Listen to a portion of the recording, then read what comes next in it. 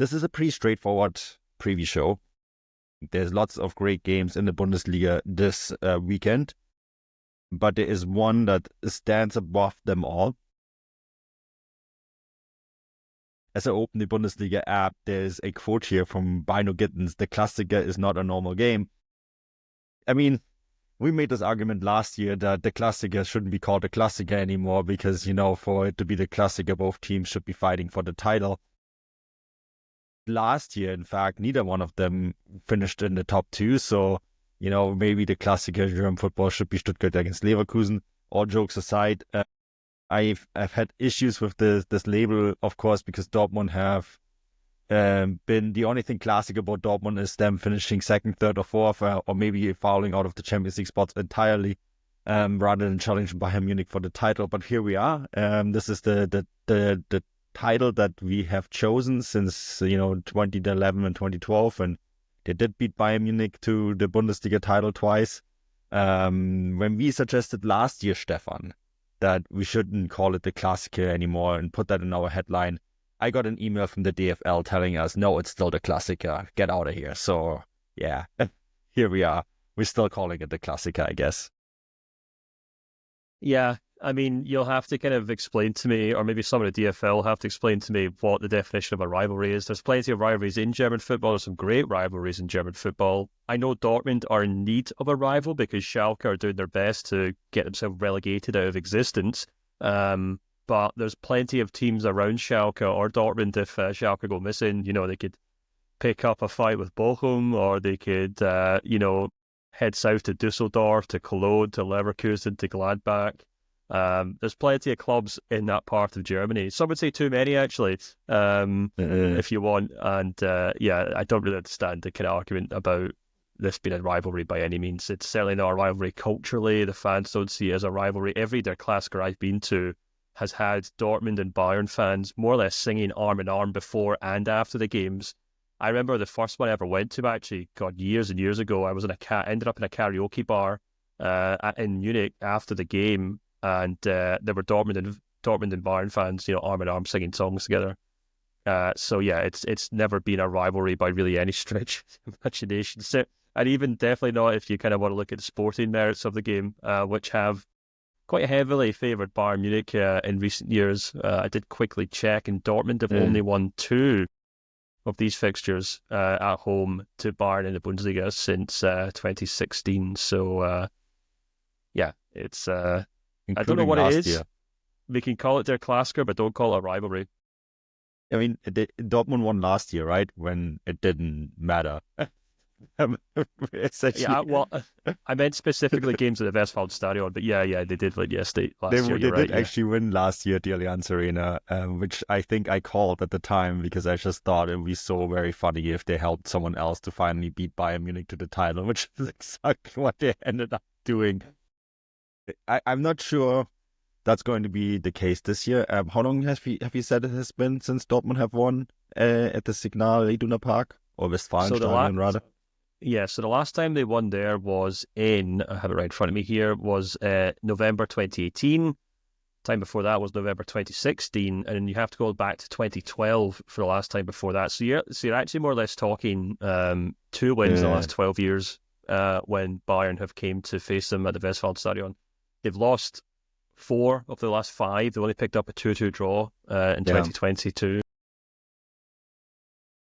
We know how much Dortmund have kind of been up and down in recent years. Bayern have also had the kind of ups and downs, but not nearly to the same extent as Dortmund. And I think, the head-to-head record definitely reflects that, doesn't it? Yeah, I know it does. I was actually at the Klassiker last year, same time of the year in Dortmund, when Dortmund got completely smashed. And this led up to me saying that Bayern won't win the title this year.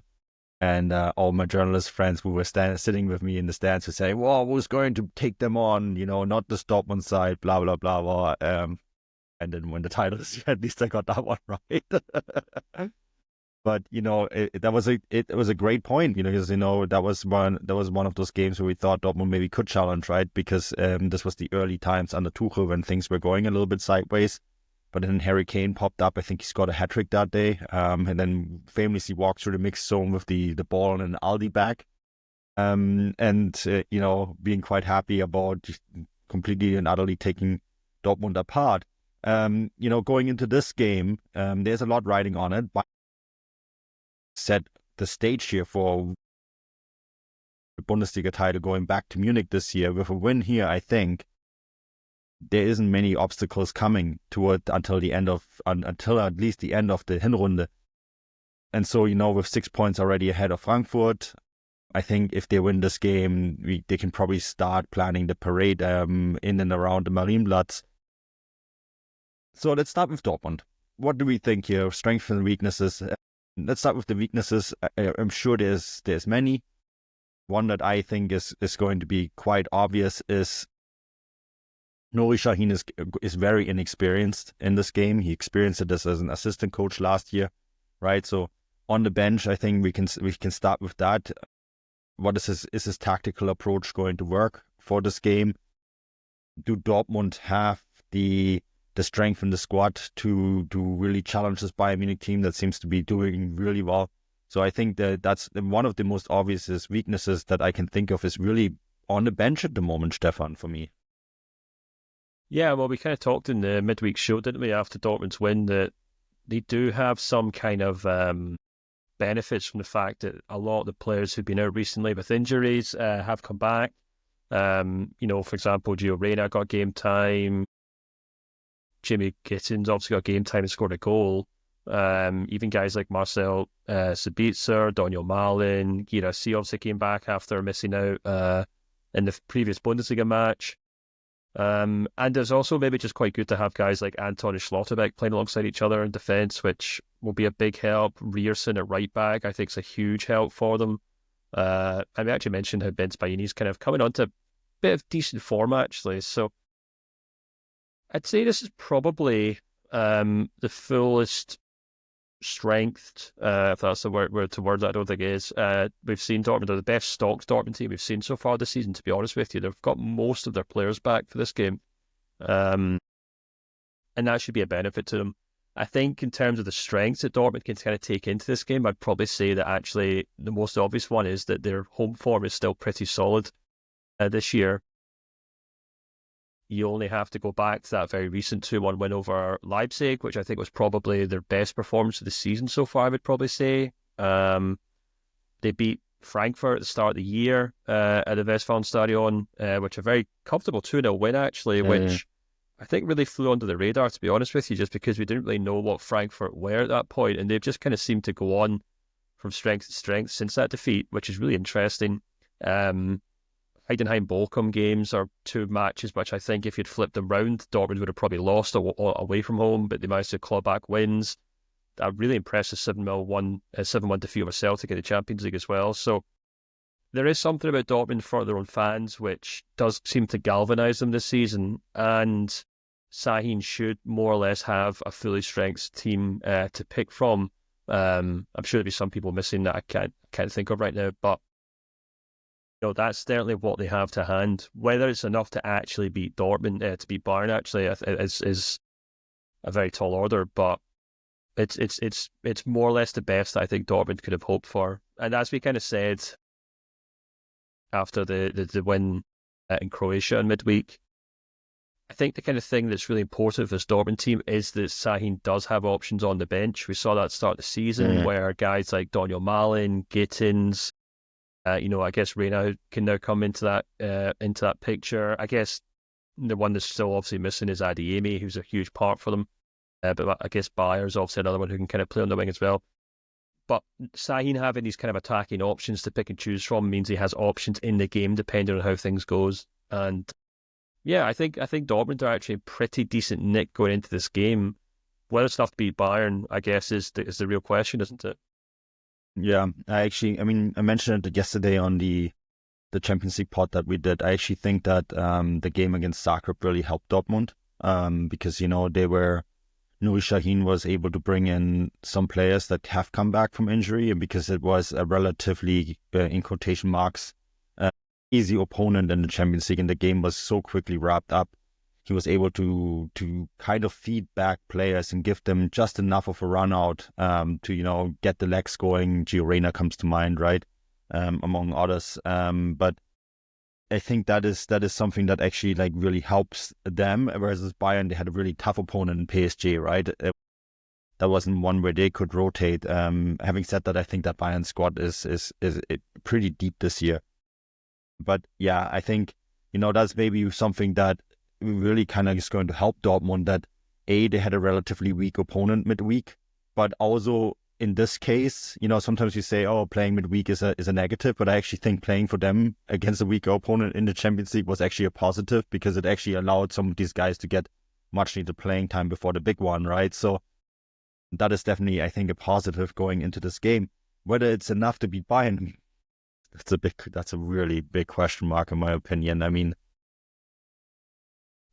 I'm not sure they're going to have the same benefit that they had last year, where they're going to face a Bayern Munich team where A, Bayern Munich weren't at the best, right? And B, Dortmund didn't have anything to lose. That is, I think, always the thing that has harmed Dortmund the most, that they just seem to kind of really struggle in these games when they were counted on winning something.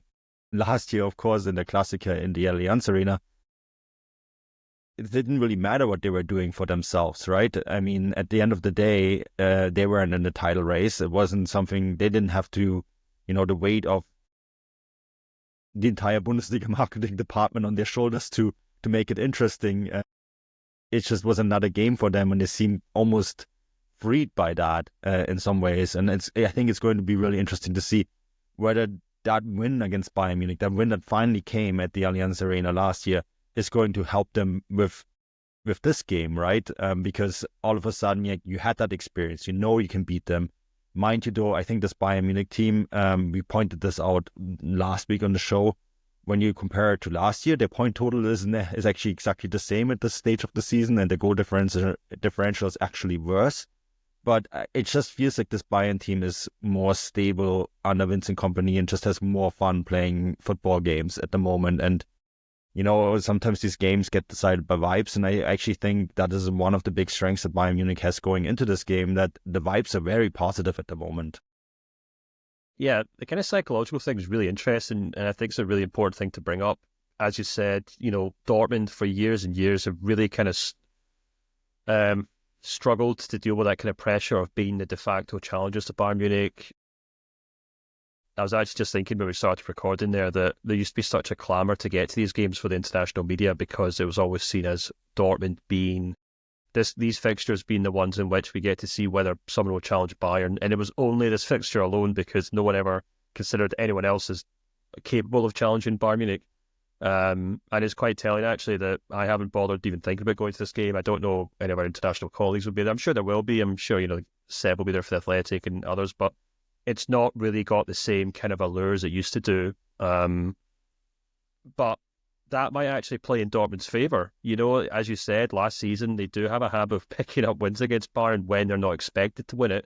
And they do go into this game with really no expectation to win this game, and also really no expectation to kind of take points off Bayern. They're not title contenders. They're not in the top four. They're not rubbing shoulders with Bayern Munich. They haven't raced to the top of the table like they had done in recent seasons, only to kind of face this test and see what they're really capable of. It's quite the opposite. It's just like another Bundesliga game. And that might favour Dortmund in this match, because all the pressure's off, and that's maybe when we do see the likes of Julian Brandt or Nico Schlotterbeck or these kind of guys kind of come out of their shell and kind of play a little bit better. The only thing else I want to maybe add before we move on to Bayern is that Dortmund do kind of seem to really enjoy playing this kind of counter-attacking football. And that might kind of favour them and against Bayern in this match. I do kind of wonder if Nuri Sahin will have kind of tapes of that PSG game midweek and take some notes from it, because even though Bayern went on to win the game and got a goal from Kim at a corner, I thought in terms of open play football, I thought PSG did actually quite a lot to frustrate Bayern Munich over the course of the game. Someone put in the subscriber chat after the game a meme. There's this new meme going around of this like It's this little dog in a pair of jeans and a top, and it's called like the cool guy meme or something. It's basically meant to represent someone who's just totally chill. And basically the meme was like the Bayern Munich lineup, and everyone after Kimmich, or everyone in front of Kimmich and Goretzka was the cool guy meme. Is basically meant to denote that nobody up front even bothered doing anything throughout the match. But I think PSG kind of did a decent job of nullifying them. And I do kind of think that Sahin, I hope Sahin will take something from that game and think, we're actually better playing 30 or 40 yards further up the pitch and trying to match Bayern in the middle of the park rather than sitting deep and letting Bayern approach us. Because that's when I think you really play into Harry Kane's hands. That's when you play into Jamal Musiala's hands. That's when you really allow Bayern to kind of exert their dominance. And I think if Dortmund do try and take this game to Bayern, it'll suit guys like Nemcha in the middle of the park. I think it'll suit guys like Sabitzer in the middle of the park. It will certainly suit guys like Gittins and Daniel Malin, who played really well in the counter-attack when they have space to run into. And you'd imagine Guirassy will play up front as a target man, and he's done pretty well as well. It'll be a real good test for Bayern defence that haven't conceded a goal in 5 or 6 games now. 7. Yeah, there you go. So that'll be maybe one thing that's worth bearing in mind, whether that does kind of favour Dortmund. But I think all these things would maybe have to kind of fit into place for Dortmund to kind of to win this game. Yeah, and I mean, a negative for Dortmund too. Julian Brandt is questionable, right? Picked up an injury in the game against Dinamo Zagreb. So, he's probably going to make the squad. Whether he's going to start is a different question. Whether you want to start him, because, you mentioned the counter-attacking maybe being key here is an entirely different question. Like, do you go with more speed with like the likes of Gittins? Duranville is another one who comes to mind, right? So is that even what you want to do? I'm always of two minds. Like, on the one hand, Leverkusen and Frankfurt have shown that you can, if you play defensively very disciplined against this Bayern side and then trying to hit them on the counter-attack, you can get something against them. Dortmund have tried this at times. It's really not worked for them. Especially in Dortmund, right? I think that it's just not in their nature to play that kind of football when they're at home. Because 90% of the time when they play at home, they're the team expected to make the match, and they dominate the opponent and all that sort of thing. And I don't know if that's going to work for them. And I think that is also something that I think is going to go into Bayern Munich's favor. You mentioned Bayern Munich's problems in the attack. That is something I think is going to be really fascinating to watch. Only the one goal against Benfica, only the one goal against St. Pauli, only the one goal against PSG.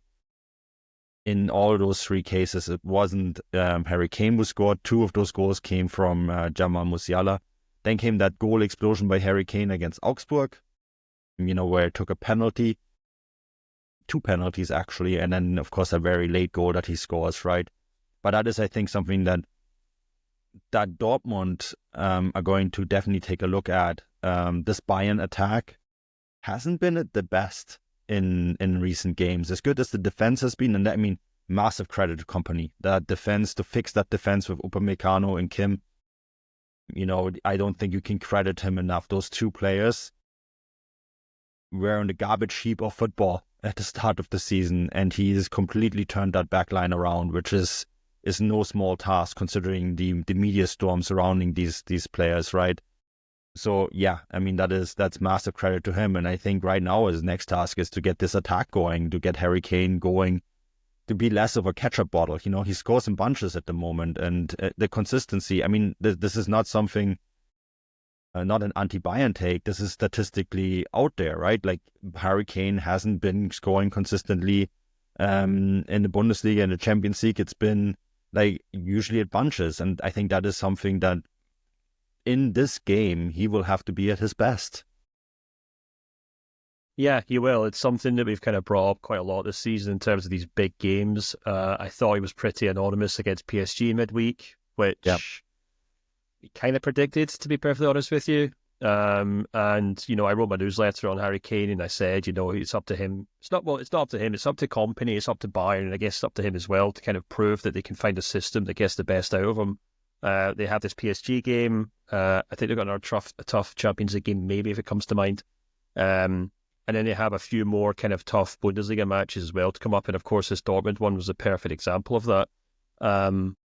And, this is maybe the perfect yardstick that we can use to see what kind of team Dortmund really are. If they want to kind of consider themselves among some of the better teams in Europe, which their Champions League form would certainly suggest, then they really should be stepping out and attacking Bayern Munich, and as a result, kind of isolating Harry Kane. And as we kind of said in a group chat, I think during the PSG game, my kind of running theory with this is that basically when Bayern do play teams that are happy to push up the park, it basically pushes Bayern back about 20 or 30 yards, and it means Harry Kane goes from sitting in the box to sitting about 10 or 15 yards in front of the box. And I think that completely changes his game, to be honest with you. So it'll be a big test to see how he does. And you're absolutely right. The kind of interesting thing as well is that the supporting cast around him haven't been great. I think Jamal Musiala's been okay. He's kind of got this long-standing thing of missing out in big games. I don't know if I'd count Dortmund matches as big games, to be perfectly honest with you. I'm thinking more in terms of Champions League knockout games and things like that. Michael Olise had a very good start and has kind of got a wee bit off the boil recently. Kingsley Coman's back from injury, but I thought was very kind of useful for Bayern against PSG as an outball, but without really having the composure to create chances. Same with Leroy Sané. They both kind of ran the wings quite well, and again, this is maybe down to the fact that Harry Kane simply wasn't in the box and available for as often as he could. But then you can look at guys like Serge Gnabry as well, who I think have kind of flat to deceive. And Thomas Muller, I think unfortunately he's really beginning to look his age this season. He comes on for 5-10 minutes in games and doesn't look like the player he once was, which is perfectly understandable since he's now 35. The interesting thing that I think is worth noting, though, is that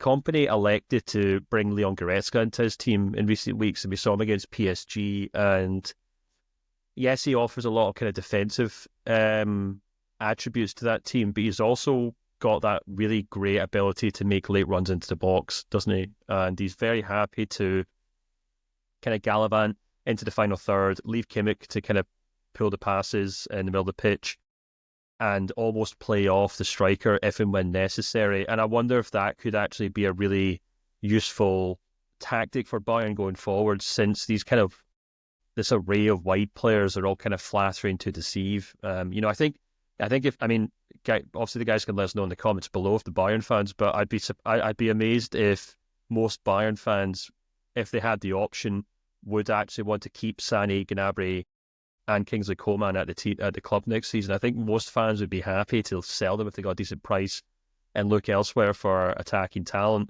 So, yeah, we're kind of in this position where you've got Harry Kane, who scored goals but can look isolated in big games. You've got Jamal Musiala, who's doing okay, and then not a lot else besides that in the attacking sense, unless, of course, Goretzka comes back into this team and we see this kind of wonderful resurrection of his form for Bayern Munich. But as you said, Bayern have been able to kind of fall back on that defensive stability.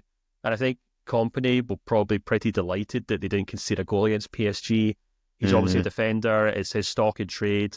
I suspect that he'll probably be thinking, as long as we can keep games tight, as long as we don't concede silly goals, like Bayern did under Thomas Tuchel last season, then they've got a shot at winning just about anything.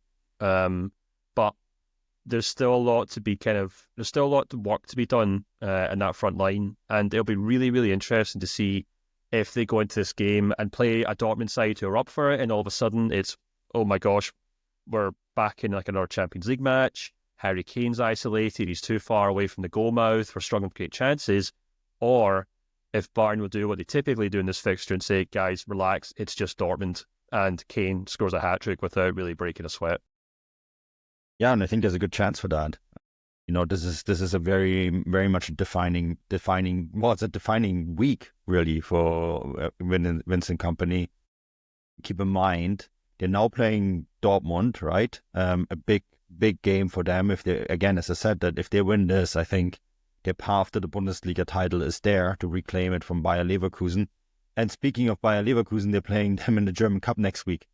So, there's two really, really big matches back to back that can really define, I think, the rest of the season on whether it's going to be smooth sailing or not. Because let's reverse it, right? Bayern Munich lose to Dortmund and then lose to Leverkusen. I think then all of a sudden the doubts are going to come back. As you said so nicely, and I think you quoted Warhammer here, civilization is only three good meals away from falling apart. Bayern Munich are usually at least 3 defeats away from falling apart. And so, I think this makes it such an interesting few days now, because it's like back-to-back top matches. And then, after that, you have Heidenheim, you Shakhtar Donetsk in the Champions League. Those are winnable games, I think, for Bayern Munich. They're not quite as defining, but in this really short window now, we have these two really big games. And I think this Dortmund game sets it up so nicely. And I mean, the one issue I think that the Bayern will have at this stage of the season, it's so very hard to train mechanisms, right? Kompany has brought in stability. Defensively, they're very sound. Again, this is to his credit. But I think it's much harder to then go and bring in this kind of creativity you need to really break down top opponents. And I think the issue is that if you have games back to back to back to back, like you have right now, it's really hard to train that. And I think this is where he is now going to face the big litmus test in his really still very young Bayern Munich career. And I think that's why this is such a fascinating fixture for this weekend.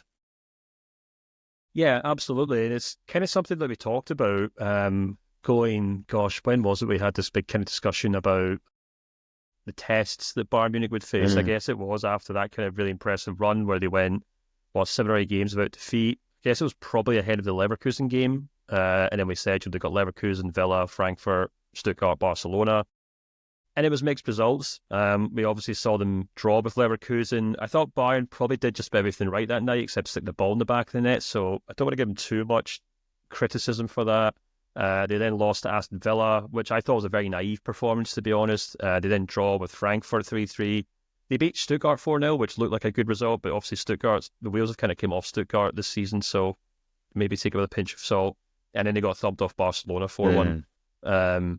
And interestingly enough, they then had a run of kind of easier fixtures. They then played, Bochum, Mainz, Union Berlin, very straightforward wins.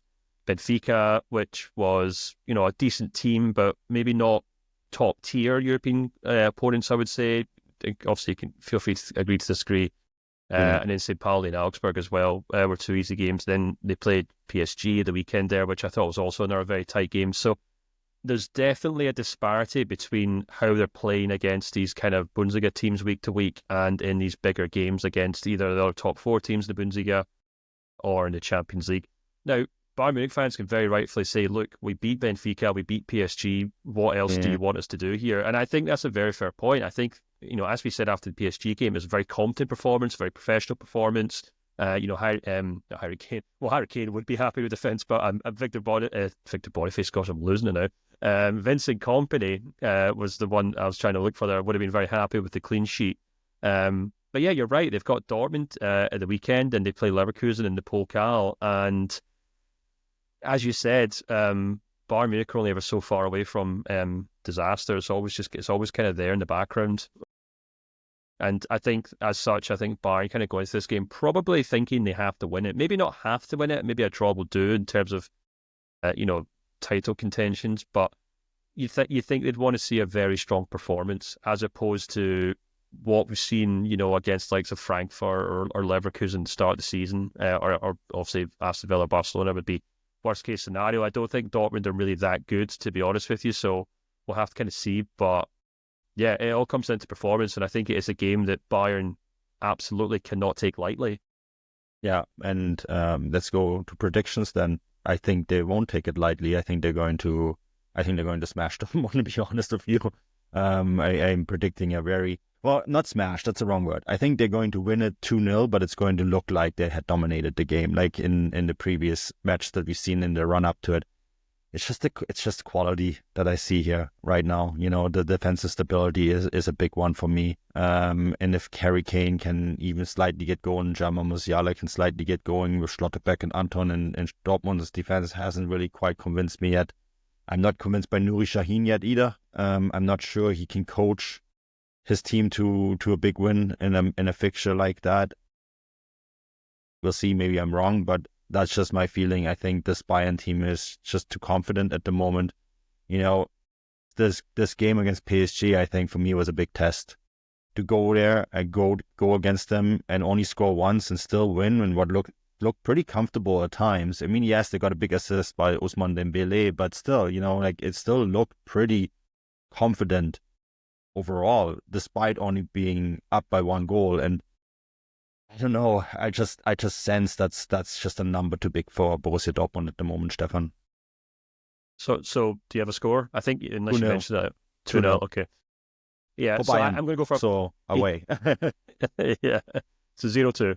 I am inclined to agree with you, to be honest with you. I think there's still too much about this Bayern team. I think on paper Dortmund can cause issues here. I just think I just don't think they have the mentality or the head coach to really use the players to hand to cause enough issues for Bayern. Like I said, if they were to play on the front foot, if they were to play that high line, if they were to really condense Harry Kane in that front line into their own half, then I think they would have a really good job of kind of going toe-to-toe with Bayern Munich. But I suspect we're probably going to see a defensive performance from Dortmund. I think we'll probably see them sit deep, and I think we'll just see Bayern eventually pick them off. So I think they'll probably still score because they have been good at home in terms of scoring goals. I think we'll probably see that kind of clean sheet run for Bayern come to an end. And I think I'm going to go for a 3-2 win for Bayern Munich here. I think it'll be a great game. I hope it'll be a great game, a great entertaining game. But I suspect that Bayern will probably just have enough to get over Dortmund in this game. Yeah, no, absolutely. If there is any hope for Dortmund fans that listen to this podcast, Dortmund have the ability to prove us wrong, especially in big games. Just look at their Champions League run last year. So, there's always that to cling on to. And again, like last year at the Allianz Arena, they don't really have anything to lose. Pressure isn't there. The DFL may have all of the Bundesliga fans and us media bombarded with Klassiker propaganda. We're not buying it. And I don't think Dortmund fans are buying it either. So the pressure is just off. And I think that is maybe something that can help Dortmund. So let's see what happens.